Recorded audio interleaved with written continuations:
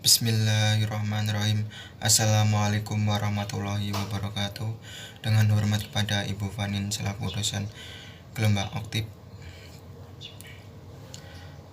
dan kepada teman-teman semuanya dan keadaan berbahagia. Semoga semuanya dan keadaan sehat walafiat, tidak ada halangan sekalipun. Sebelumnya kami dari kelompok 7 yang beranggotakan saya sendiri Muhammad Saifuddin, kedua Nita Aliyawati, ketiga Widatul Umi, yang akan mempresentasikan sebuah presentasi gelombang elektromagnetik. Gelombang elektromagnetik adalah gelombang yang dapat merambat walau tidak ada medium. Di sekitar kita banyak teknologi yang memanfaatkan gelombang elektromagnetik, maupun sadar maupun tidak sadar. Kita seringkali menggunakan medan elektromagnetik seperti halnya HP atau smartphone, remote, kipas, TV, dan lain-lain.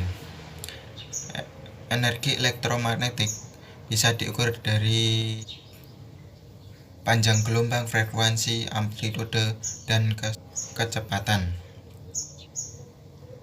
Ya, selanjutnya Hendrik Rudolf Hertz membuktikan atau mengungkapkan keberadaan gelombang elektromagnetik yang merupakan konsekuensi matematis dari persamaan Maxwell dengan sesama percobaan. Seperti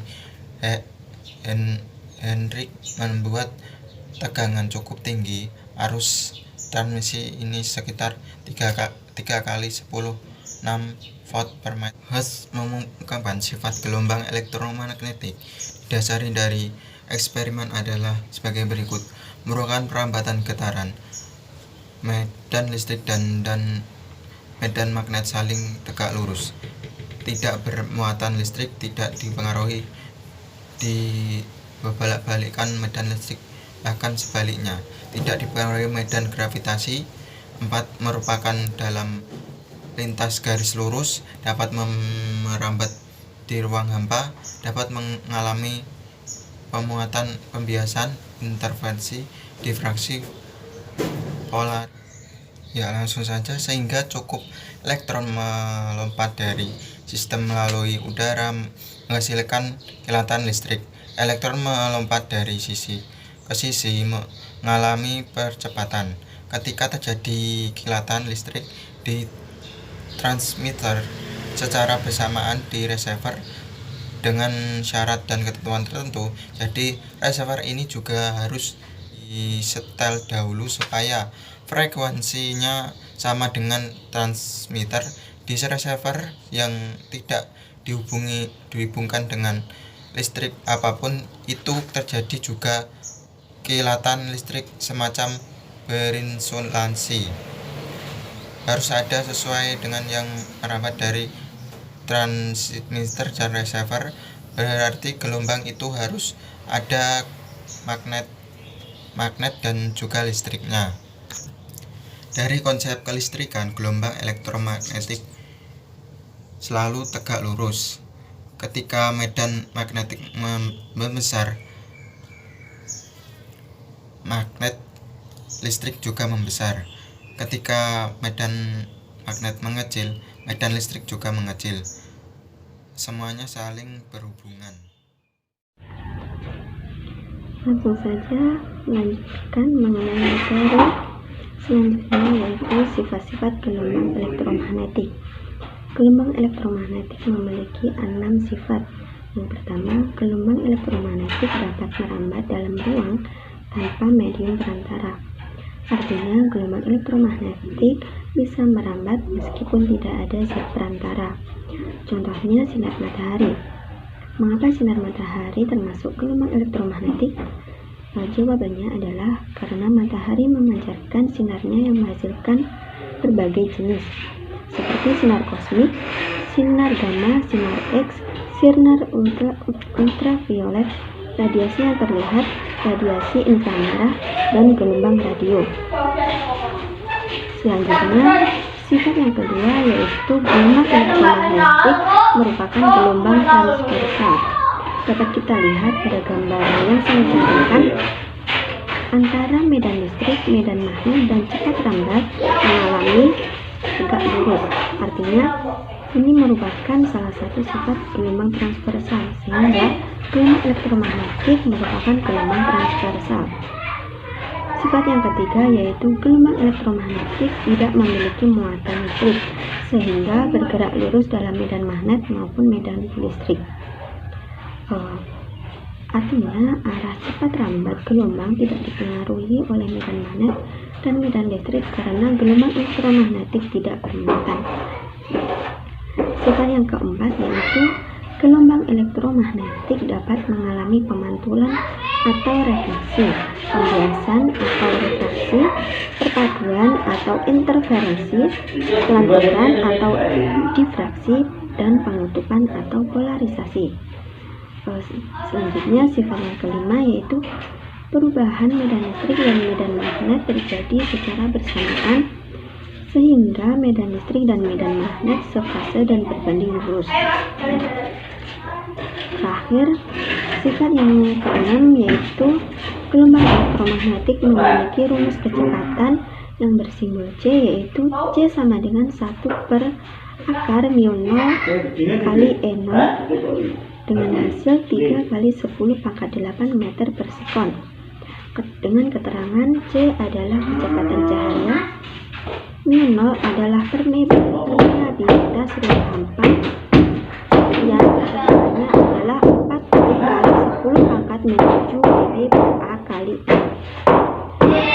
Kemudian μ0 adalah permitivitas ruang hampa, yang keterangannya adalah 8,85 kali 10⁻⁻12 C/N kuadrat. Untuk menentukan arah bisa menggunakan kaidah aturan tangan kiri. Dapat kita lihat jempol adalah arah medan listrik atau yang bersimbol E, dan telapak tangan ini adalah arah medan magnet yang bersimbol B, dan 4 jari ini adalah arah cepat rambat yang bersimbol C. Selanjutnya yaitu teori Maxwell. Teori Maxwell pertama kali dikemukakan oleh seorang fisikawan dari Skotlandia yang bernama James G.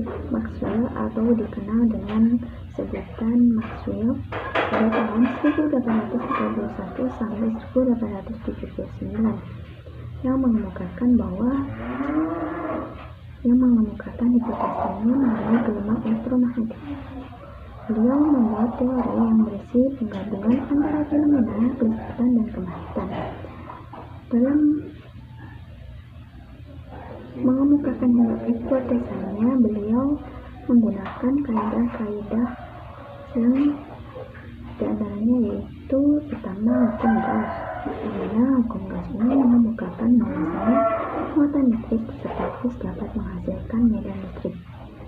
Selanjutnya, hukum Biot-Savart. Hukum ini menyatakan bahwa aliran magnetik atau arus listrik dapat menghasilkan medan magnet.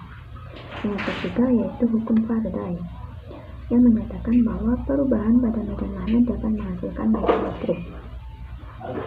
Berdasarkan hukum Faraday, Maxwell mengemukakan hipotesanya kembali, yaitu perubahan medan listrik dapat menimbulkan medan magnet.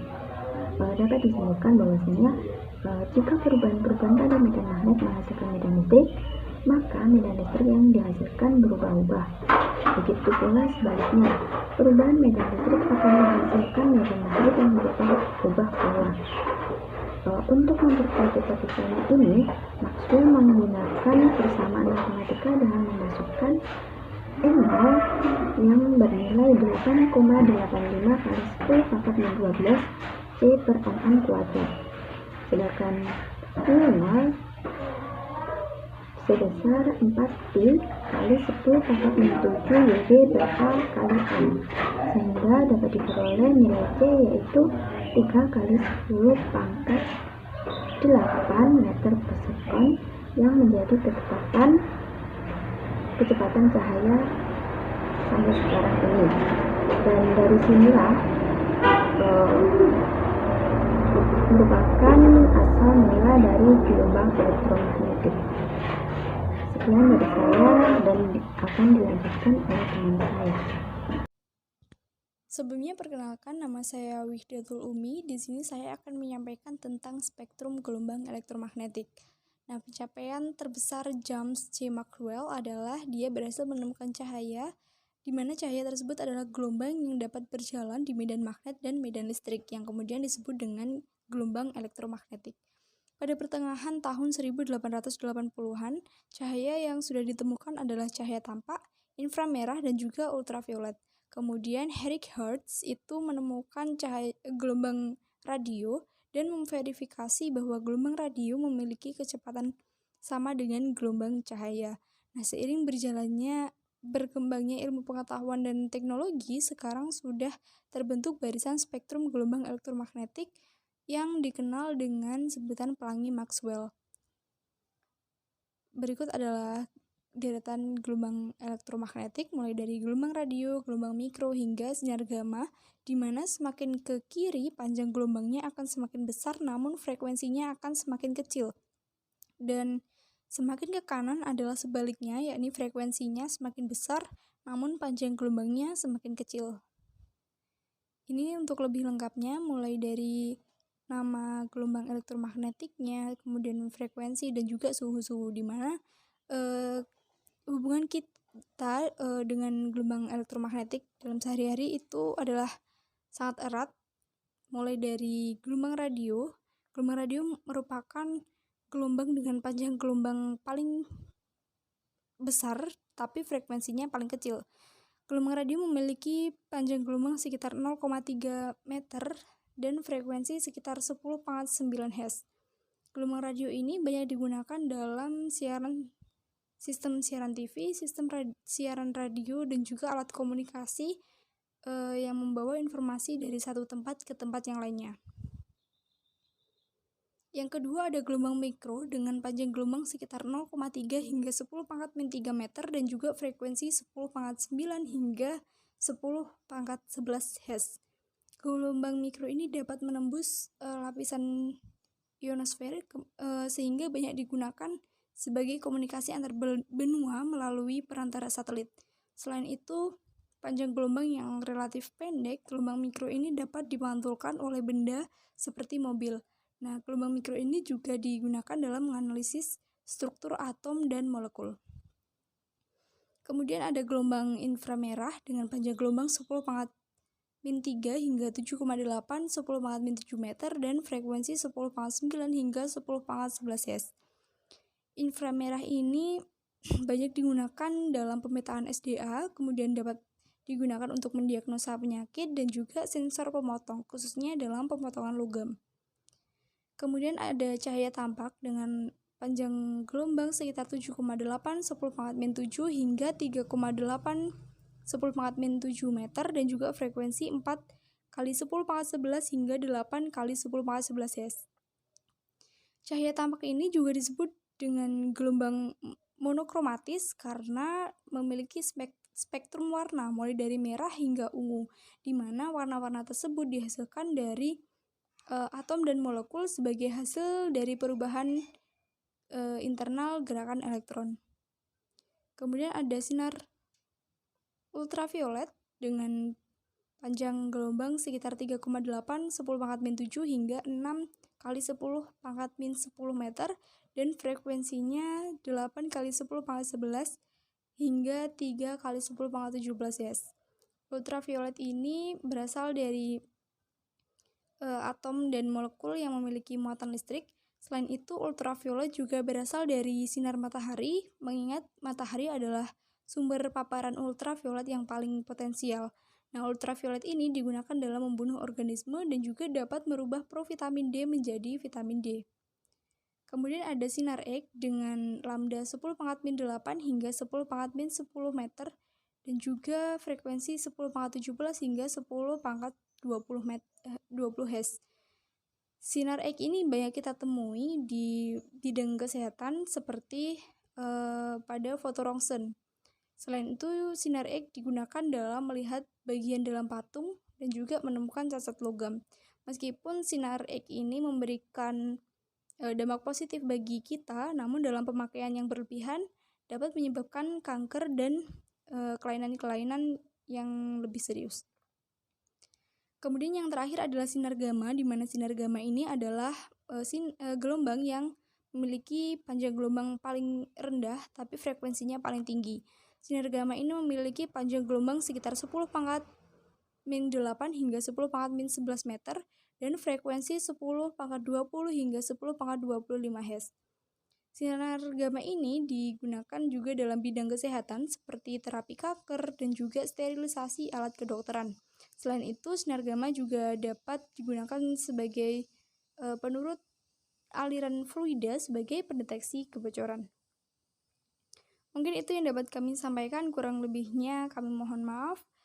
Akhirnya, wassalamualaikum warahmatullahi wabarakatuh.